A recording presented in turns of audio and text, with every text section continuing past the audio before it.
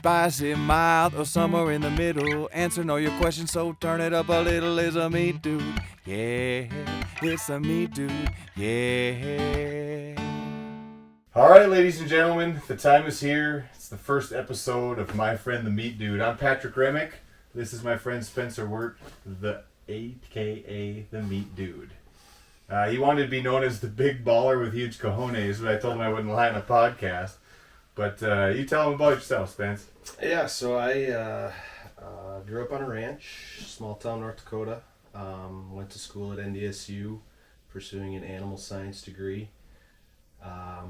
After that, I got hooked in the meat processing world, and I got a job actually managing a plant right out of college. Big learning curve right away. Went back to NDSU after a little time to pursue my master's degree in meat science specifically. Also, while doing that, I was managing the meat lab. I instructed the basics of, or fundamentals of meat processing. Did a lot. Meat processing for the last 15 years has been my life. I've been involved with the North Dakota Association of Meat Processors. I served as the president for 2 years. I was involved with the North Dakota Barbecue Championship for a couple of years. I've really dived into the meat world, and now I manage 6-in-1 Meats in New Salem, which we're a federally inspected meat processing plant that focuses on wholesale, co-packing, custom processing. So yeah, that's a little bit of an intro for my background on.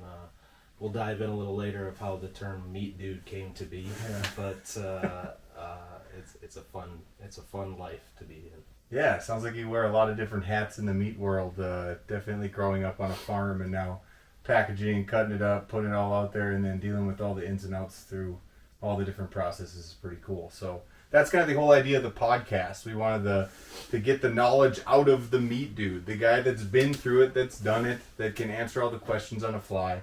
So we're going to be asking everybody to email their questions, askthemeatdude@gmail.com.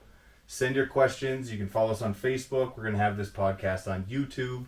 A lot of different ways for us to follow along through this new journey that we're on. It all kind of came about because he was doing some things with KFGO 790 The Fan with Tyler Axness in the afternoons.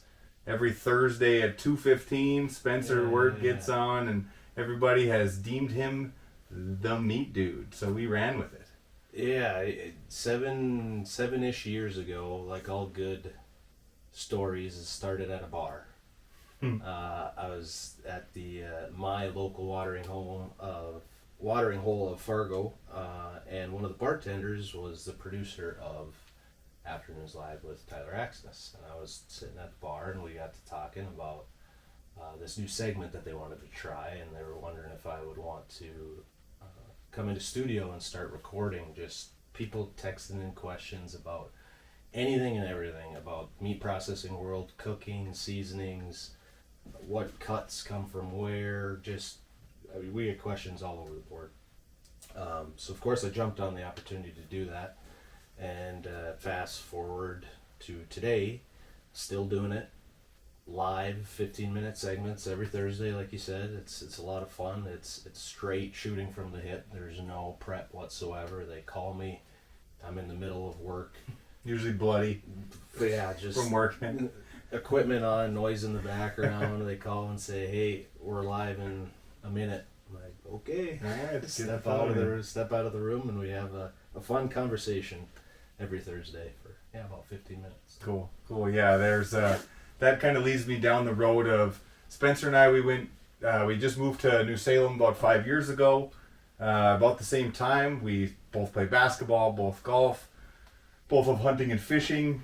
Families, same age kind of kids are right around there. Wives are in similar activities. All of a sudden, we go fishing. We're out fishing, having a good time. Obviously did a very good job of catching fish. Got done. Went back to a little spot where we always stay at the location we were at. And I said, "Yeah, this is Spencer Wirt."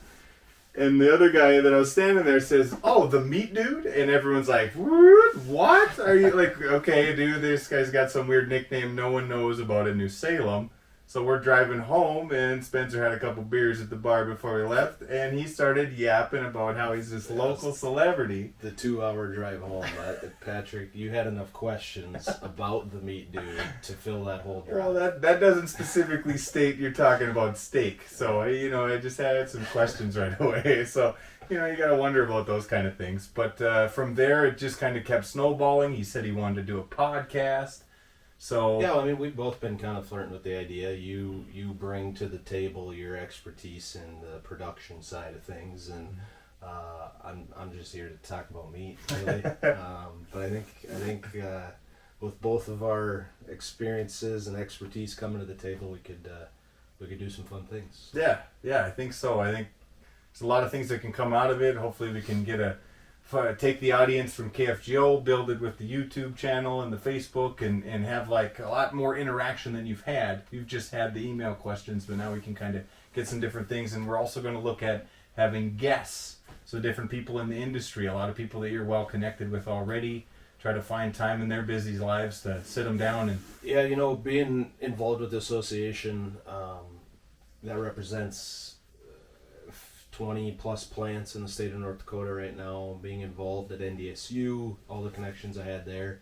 There's going to be hopefully a lot of fun conversations that we can have to try to get a looking eye into all aspects of the meat world, which is really animal agriculture, the end product of animal agriculture. So we could hopefully down the road get some really good conversation going. For sure. And I'm just the average Joe that's pretty dumb, owns a smoker, loves to eat meat, loves all the things Spencer does, but when it comes to actually, even when we went pheasant hunting the other day, we quick ate the meat afterwards, and he's like, dude, you didn't let the rigor mortis settle, and gave me a whole bunch of other science nonsense. And I was like, I'm out of this world. Your wife asked, why does this pheasant seem more tough than the last time we made it, if I recall? And I said, well, did you let it chill overnight before that? Because this time we just shot them, cut them up, and ate them right away. So there's all those fun little things that we'll get to have a science conversation about.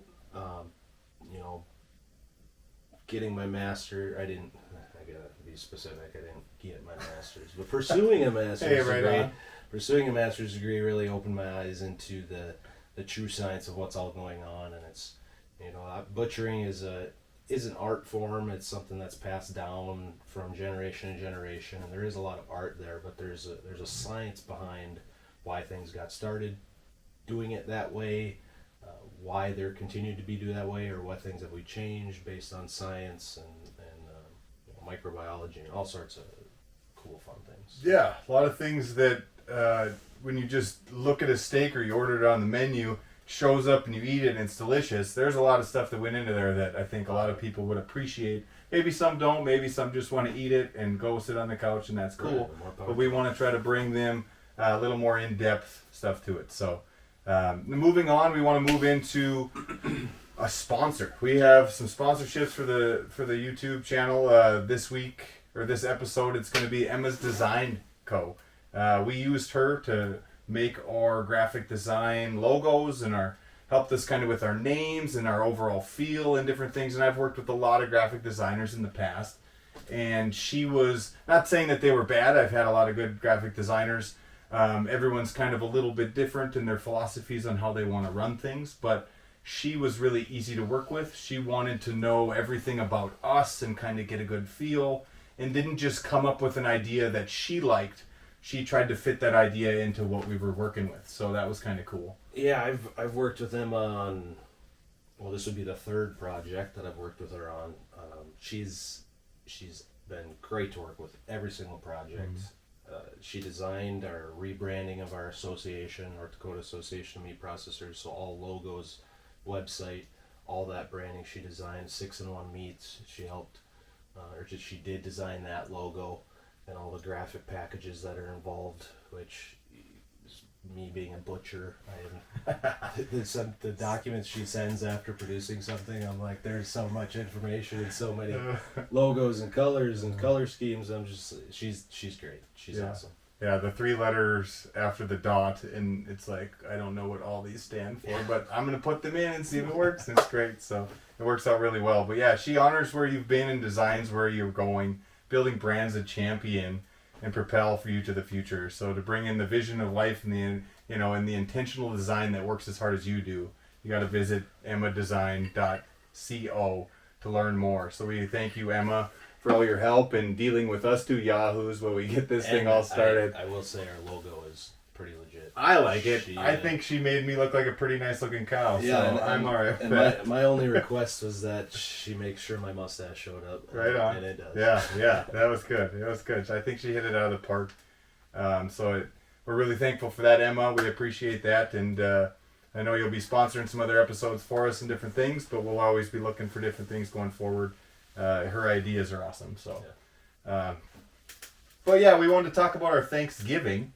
Did you have any fun stories hanging out with family? Any cooking? Any good things, bad things? Yeah, well, so my wife's family is from 6 hours from here, so we usually do a Thanksmas per se. Okay.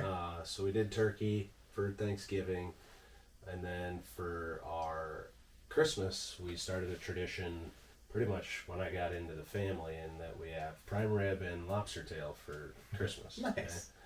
So we go all out. Yeah, sounds like. They bought a prime rib from local place in the area. It was pre-seasoned, tied, beautiful chunk of meat, 5 pounds. So I'm not in my realm. I don't have my tools, but I'm always the guy that's asked the questions on how we're doing this, what are we doing. So I come up with a game plan. Here's our roast. We're going to reverse sear this roast. So we're going to put it on a pellet smoker, which the audience will learn is not my Big thing. green egg. And I'm a big green egg guy, but we put it on my brother-in-law's pellet grill that has seen better days. It's a nice grill. It just whatever he cooked on He's hating. It's all good. Whatever he cooked on it the last time left its mark. Let's put it that way. Does that flavor? Yeah, sure. We'll go with that. So the plan is we're eating at 6:30. We put it on at 2:30. We're gonna smoke it at like 250, 275. So really low temperatures for that first hour. Mm-hmm. We're gonna come back with a thermometer, see where we're sitting, make a decision to either ramp up the temperature, and then we're going to pull it off at like 120, 115 internal temperature, sear it on a gas grill / griddle just to get a nice crust, bringing up that temperature to a medium rare. We had everything planned out. So it was cold. It was somewhat blizzardy conditions. So we throw it on the smoker at 270, 250, 275. We go back inside the house. It's Christmas holiday, so there's a lot of cocktails, beer, everything being drank, whatever. So probably 20, 30 minutes later, my father-in-law comes running into the house, and he's like, hey, girl's on fire. So we go out there. Sure enough, roast is on fire, just flame shooting out everywhere. So we pull it off. This isn't even the funny part of the story, right? So we pull it off. That's debatable. We pull it off. I just grabbed 2 forks, stabbed it in the side, put it on the pan, to evaluate the situation and see what we're going to do. So the plan was we're going to put it into a roaster pan to just continue to cook, because we ain't reverse searing it anymore. It's already seared. So as I'm putting the forks in it, it feels really hard. So I go grab a thermometer. Stick the thermometer all the way into the center of the roast, and it is frozen. No way. So, and I told my brother-in-law, I said, we are recording our first episode, and I'm telling this story. So when they went and when they bought the prime rib, they decided instead of just leaving it in the fridge, they put it in the freezer. Sat in the freezer for a couple days. I didn't look at it until that morning, and where I just suggested that we pull it out, set it out on the counter, so it just comes at room temp. So the outside was thawed, but it was still rock solid. Until you check, you don't know. Yeah. So maybe you should stick a thermometer in it right away, no matter what. I don't know. But from start to finish. So then it's like, all right, we're planning to eat at 6:30. We got lobster tails. We got all these other things that are like, And when it comes to lobster, like when it's done, you gotta eat it, or Yep. else it gets pretty funky, right? Yep. So we put it in the roaster. High humidity cook is not as high as it could go, but probably around 400. Super, a lot of beef broth underneath it, and just water just to create humidity to try to cook the inside of it. Get through that burnt An layer. hour later, now it's probably 5:35. Still frozen. Didn't touch it. So then next step, like we were talking about earlier, is you have to find the detour of how to fix the issue. So then we cut it in half, and that worked. It cooked pretty fast. Right, we still ate at yeah. 6:30. Really? Which is pretty wild. Did you air fry it or what? How did you get the heat? I tell you what, of course I had to carve it. And when I cut into it, I was not expecting to see what I saw. It was actually perfect medium rare throughout the whole slice. Really? I was like, maybe I'm onto something. Yeah. Maybe I should always cook You frozen torch food. the outside, leave it frozen, and then just cut it and have it roasted. Yeah, it was actually color 425 was really good. Outer surface was a little charred, but the flavor was not bad at all. So, Right. I'm but sure it the was- kids threw the outside away and Yeah. chowed in. It was the structure of the prime rib was demolished. So, you weren't able to get a nice clean Yeah. slice out of it, so it kind of broke down into a couple different pieces. All that fat collagen kind of rendered out during that high humidity cook, but it was decent. That's So good. That's good.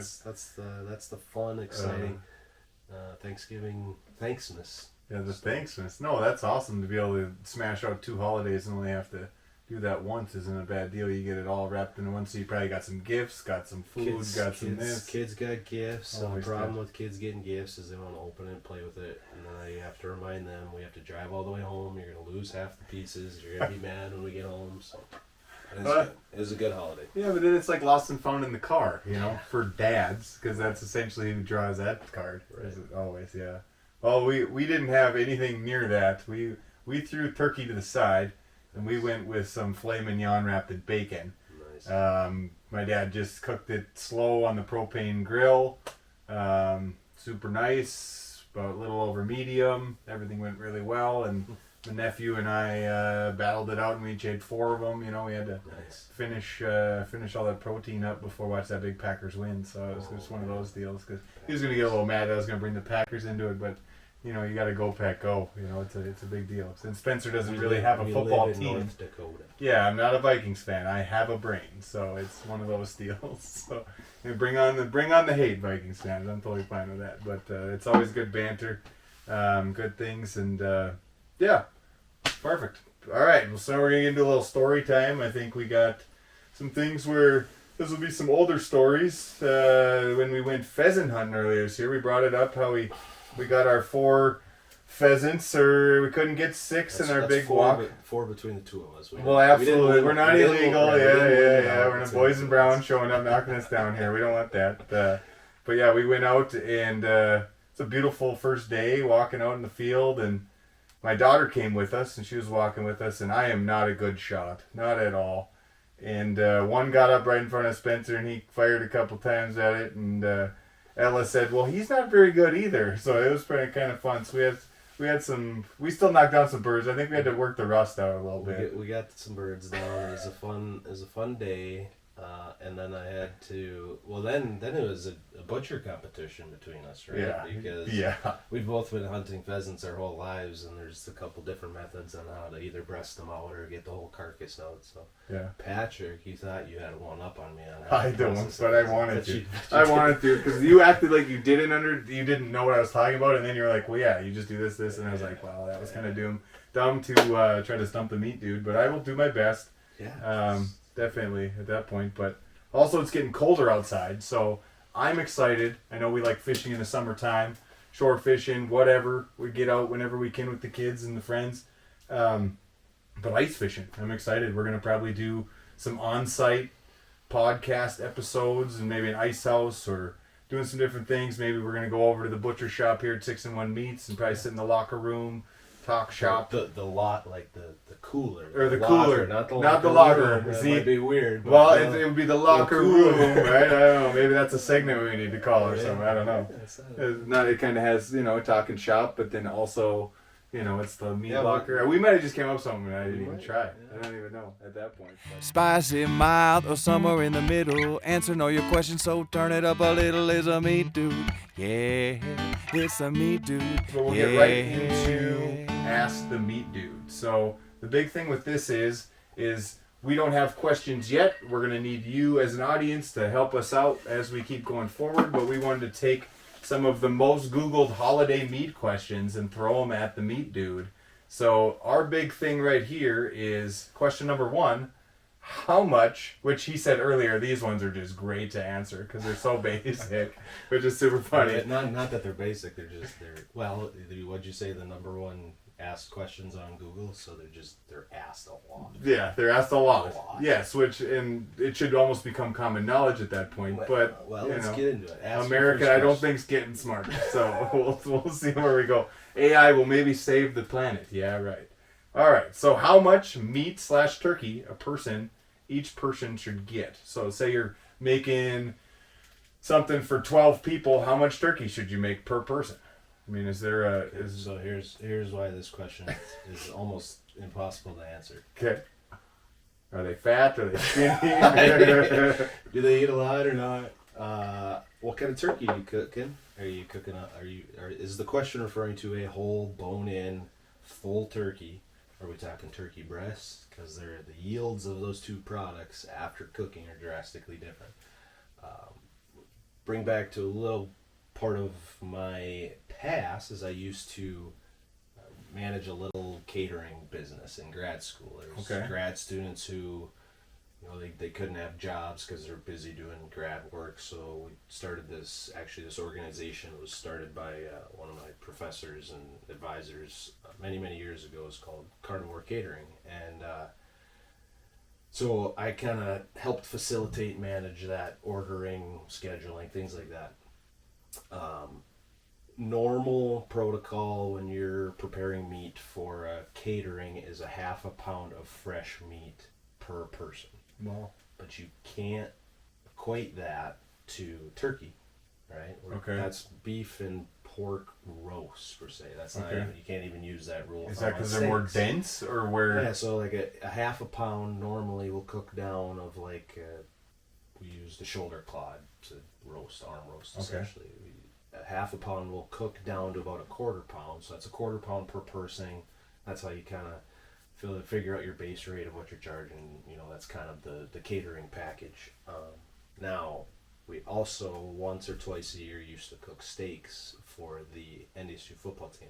Okay, that had to be a lot of meat. That's not the same calculations that you use for normal catering when you're feeding athletes, 300-pound men, big athletes that are on protein right? diets. So there's a lot of variables, and you learn by trying, and you learn by just figuring out who your customer base is or who that customer is. And so then you gotta look at your family and say, okay, that kid, I'm gonna put it in front of him, but he ain't gonna eat it. That kid, she's gonna eat a half a pound herself. So not to say that you have to dive in that deep for your Thanksgiving meal, but on a bone-in turkey, I would say at least 3/4 of a pound to a pound per person. So a 12-pound bird. Yeah, that's should feed 12 people. Should maybe 10 to 12 that's people. Gonna be like again half-pound servings. Average family. Yeah. Okay. So. No, that's basic. So that question gets asked all the time, right? But it's not as simple as it's too broad. Almost. You need to buy a 15-pound turkey, and it's going to feed. Right, and it this needed many to run in the southwestern region of America, and it had to do all this and that. Yeah. Right. Okay. All right. So, question number 2: how long to thaw a turkey? We're doing turkey questions. Well, it is the season. So this is the only segment that is shooting from the hip of our podcast so far, and it's the first episode, so we'll see how it builds. Yeah.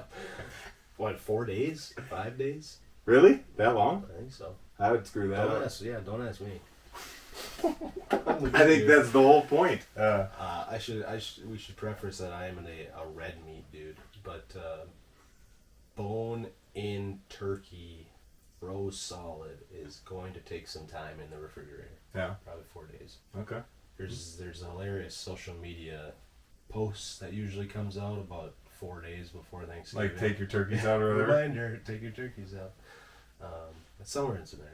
All the firefighters are just like licking their chops, like, yes, I'm gonna have work to do. I don't have to deal with the in-laws. It's gonna be so nice. That's funny. All right. Well, question number 3: what temp and how long to cook that turkey? Obviously, it depends upon the size. So we'll go with the 12-pound turkey there. Yeah, 12 Let's keep working with 12 the same pound. deal. Kind of a rule of thumb I use for any large roasted chunk of meat is, like that 375 to 400 range is kind of a roasting temperature. Your 10 to 15 minutes per pound is easily accomplished when we're talking like something boneless. Turkey is, you're going to want to give yourself a lot more time because of the bone structure. It takes a lot more time for that heat to penetrate to the center and fully cook your bird. Any poultry, of course, now for a long time they've come with the little poppers that is essentially goes off when it hits at 165, and then That goes all the way down into the core, so you're into the bone. yeah, the deepest part of the breast, the largest volume of muscle. And what's great about, depending on how much prep work you did on your turkey, is if you can just let it coast there, you have some flexibility with cooking turkey. Meaning give yourself more time than what you actually need to make sure it hits that temperature. And then as long as you don't keep on raising that internal temperature, you shouldn't dry it out drastically. You're just going to continue to tenderize it and kind of continue to break down that collagen at that 165 to 180 degree internal range. So that'll hopefully help your meal without drying it out. But turkeys they're notorious for drying out, especially the breasts. So hopefully you just do a lot of prep work, meaning injecting and brining and other things that you can do to try to help that dryness. Right, just soak it. Do anything for a long time. You can pretty much make anything taste good at that point. That's the truth. Slow and slow, right? Well, that'll lead us into our next question. Brine versus dry brine versus seasoning. This dry brine, I feel like, has just became something in the last 2 years. Okay. Like it's some just, fad it's or just something? It seems to be, yes. Okay. So brine is a water-based solution that has functional ingredients in it, meaning ingredients that will alter the meat product. So salt, sugar, they're both functional ingredients that will enhance the protein. That's the most basic brine you can get is water, salt, sugar. Dry brine is you take away the water, so you still have those functional ingredients. Most of the time dry brine is just salt.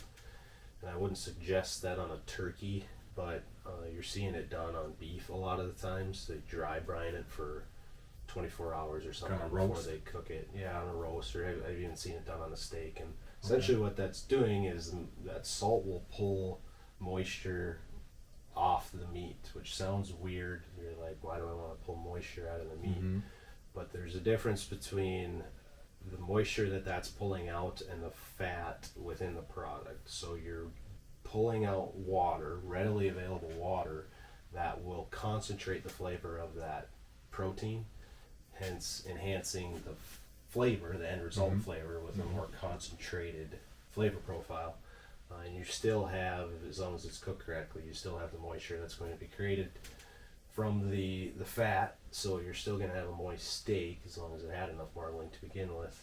So that's kind of where dry brining comes into play. And then seasoning is anything, in my opinion, past those functional ingredients, so salt, sugar, cures, anything that alters the protein. So we're talking true spices, that's seasoning. Now most of the time seasoning packets that you purchase have salt in them and sugar, and I just always suggest that you keep an eye on that of what your pre-packed seasoning packets include, because that will kind of help you make a decision on what you are doing on the possible dry brine plus whatever other steps you want to add to it. But that salt, sugar, depending on what step of the process you introduce it, will change your eating experience. Okay. Yeah, absolutely. There's a lot of different ways to approach meat.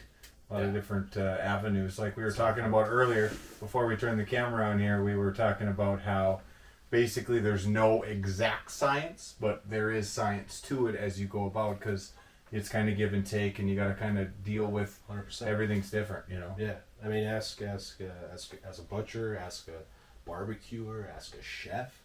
You have in your head, this is how it should go, this is how you want it to go. You want it to go. But there's things that will happen throughout we'll focus on cooking. There's things that can happen throughout the cooking process that you need to have in your head. How can I change how I'm cooking to correct the detour? Okay. No, that makes sense. So number 5, how to know when meat is done but not dry, and I'm thinking thermometer. Yeah, 100%. The only way to go. I like to say I coined a phrase, but it's not legitimately. And it's, we'll see, internet. It's, we'll it's see. monitor with your thermometer. Okay. Because it rhymes. Yeah, kind of. If you're like Eminem, maybe you can. Yeah, maybe. The thermometer is key to anything. Kind of like what I referred to with that turkey. You want to make sure you get, especially with poultry, you want to make sure you get to that temperature to fully cook it, but then you want to monitor that so that you're not drastically overcooking it, and you're just keeping it in that tenderizing zone, essentially. And same thing with steak, same thing with pork chops. Pork chops is really, really important. There's not much forgiveness with pork chops. If you overcook them, they're dry. Beef, you have a little bit more forgiveness if you're overcooking that. Turkey, I mean, I haven't zero had a forgiveness. moist turkey in a long time. I really haven't. Zero forgiveness. Yeah, right? yeah. Hopefully, I can learn something out of this. Yeah. And whenever I do turkey, we can figure it all out. Brine it. How do you make good turkey? You brine it. You inject it. Yeah. You make with salt and water, and it tastes good. Yeah, right on. Yeah, you put enough stuff into it, you can pretty much pull off anything. So that's awesome. Yeah, hopefully we helped with some questions. But like I said earlier, askthemeatdude@gmail.com. We're going to be taking different questions. Be able to, hopefully the questions will get back to you at some point. If not, we'll get them on one of the next episodes and kind of help this whole thing go along. So our whole idea is just to bring knowledge out of Spencer's brain and put it into yours, and try to get things moving in the right direction to help you with the really tough cooking options, tough big catering deals, whatever's coming your way, because the holiday season brings a lot of stress but also brings good times and family, and it's the season. It's Jesus' birthday. It's a good place. It's him and I are both definitely men of the cloth and are very Christian based. That's not what the podcast can be about, but also that's the number one thing everyone's always about. So back to Emma Design Co. We wanted to give her another shout out here at the end of the episode. Check her out. She deals with websites, graphic design, just ideas. Great person to bounce ideas off of, talking about different things with all her different avenues of things she can help a business grow and be seen and be noticed, getting clicks, getting anything you're looking for. She'd be a great person to go to try to figure all that out. Yeah. She's awesome. Yeah. I think I've already touched base on it a little bit, but to add more to it, the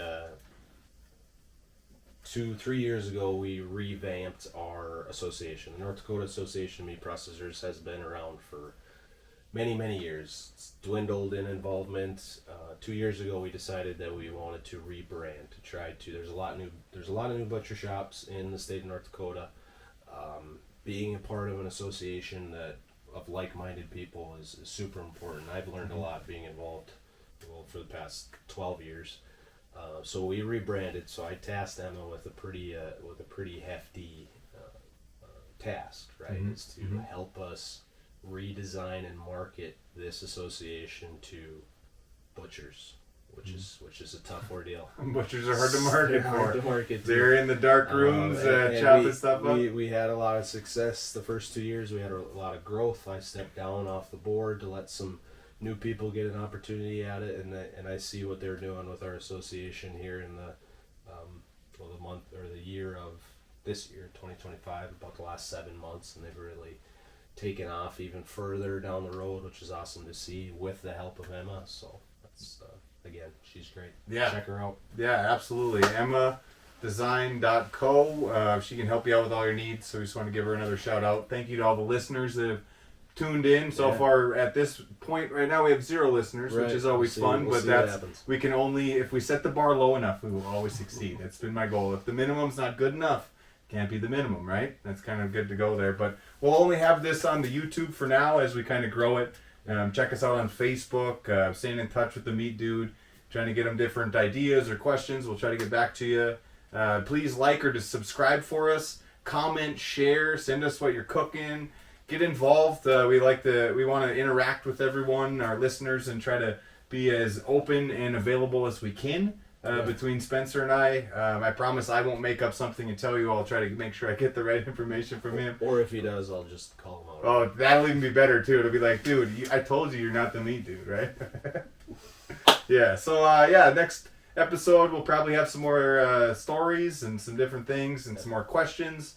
We'll have some guests in the following couple episodes as we go forward. Either people in the meat processing or butchers or anything meat related, or maybe just a seasoned hunter around the area that wants to talk, some big game hunting or something like that. That's what it's all about. So once again, askthemeatdude@gmail.com. That's how you're going to be able to get a hold of us, or through Facebook. And I'm Patrick.